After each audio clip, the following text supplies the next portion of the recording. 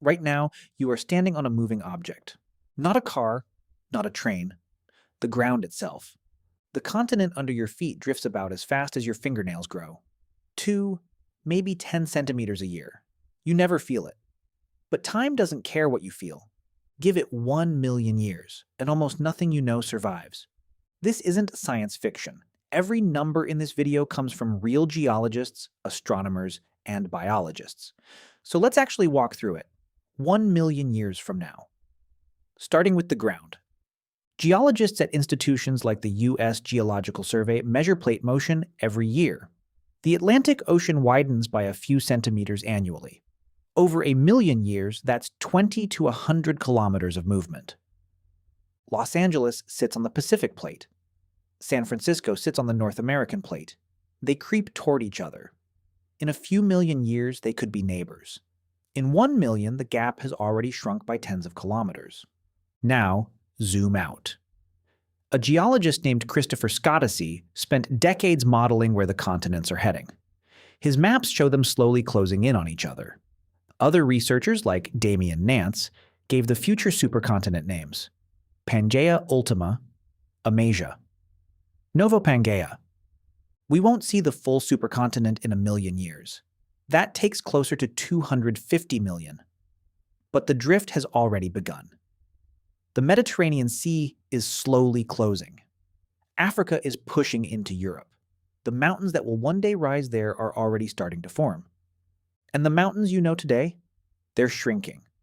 Rain, ice, and wind grind them down, millimeter by millimeter. Given enough time, even the Alps get sanded flat and replaced by new ones somewhere else. So the map is wrong.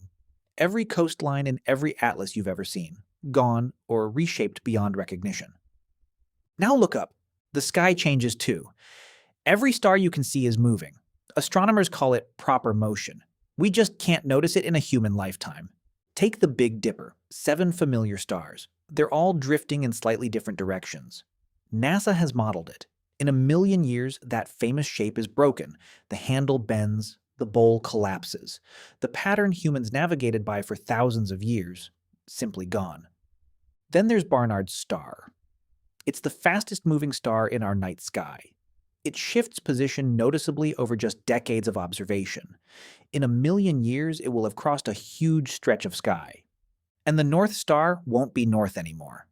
Earth wobbles on its axis like a spinning top. This slow wobble means the title of pole star gets passed around. Polaris loses the job. A different star takes over.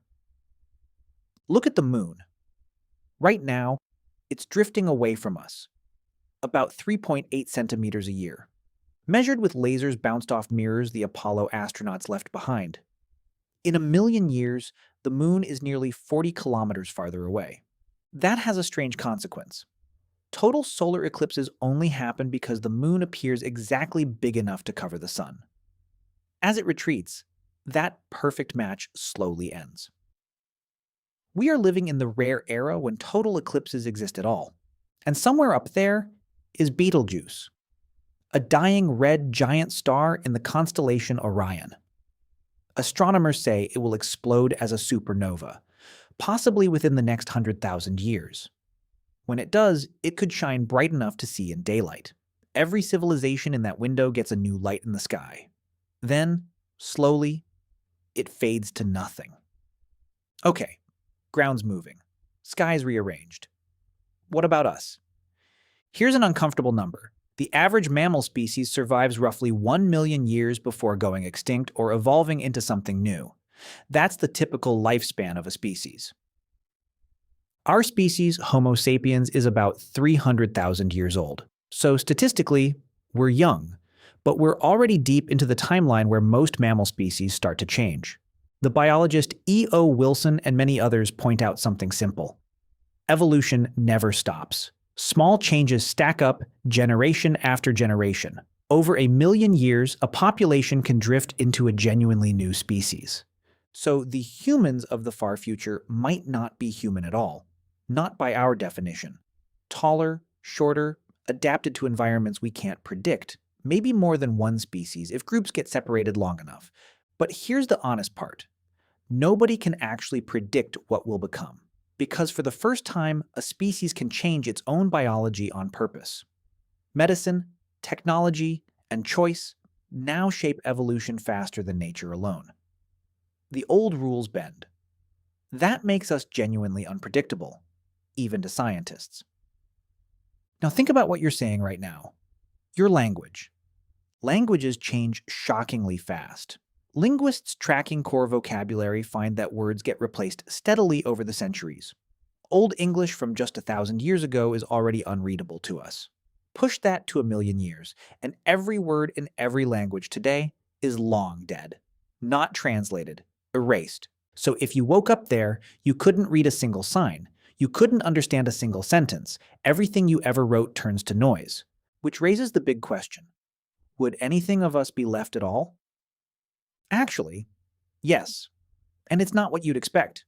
The most durable thing humans ever made isn't a building. Buildings crumble in centuries. It's the footprints on the moon.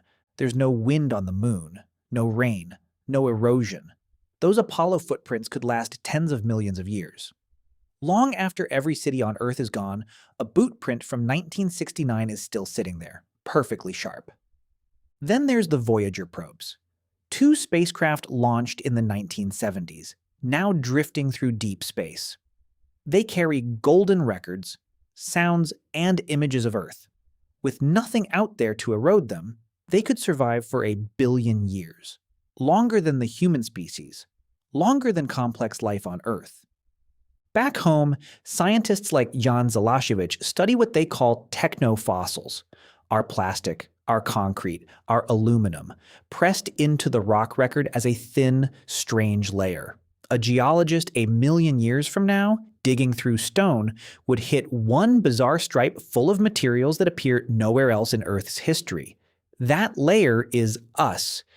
And what about you? Personally? Your DNA. A mathematician named Joseph Chang studied how ancestry spreads through time. The result is stunning. Go back far enough and everyone alive shares the same ancestors. Run it forward, and the same thing happens. If your family line survives at all, then in 1,000,000 years, a huge fraction of everyone alive carries a tiny fragment of you. Not a copy, just an echo, diluted across billions of people. You'd be everywhere and nowhere at once. So will we even make it that far? Researchers who study existential risk at places like Oxford try to estimate our odds. One rough figure put the chance of human extinction in any given year at something like 1 in 87,000. Small, but not zero, and it adds up. Others take the long view on purpose. The Long Now Foundation built a clock designed to tick for 10,000 years, just to make people think past their own lifetime. Thinkers like Nick Bostrom argue our future could be almost unimaginably vast, if we don't destroy ourselves first. Here's what all of it comes down to. In 1,000,000 years, the continents are rearranged. The mountains are new. The stars spell nothing familiar. The moon is smaller in the sky. Our language is gone. Our species is transformed or replaced. But a footprint waits on the moon. A golden record drifts in the dark. And a whisper of your DNA rides inside strangers who'd feel nothing in common with you. You are not the end of this story. You're one frame in the middle of it, standing on moving ground under a temporary sky in the single brief moment you get to notice any of it at all. And maybe that's the point. You don't have to carry the whole 1,000,000 years, you just have to notice you're here for this part. If this rearranged something in your head, subscribe. This channel is about the thoughts that are too big for a normal day. Next time, we go the other direction, 1,000,000 years into the past.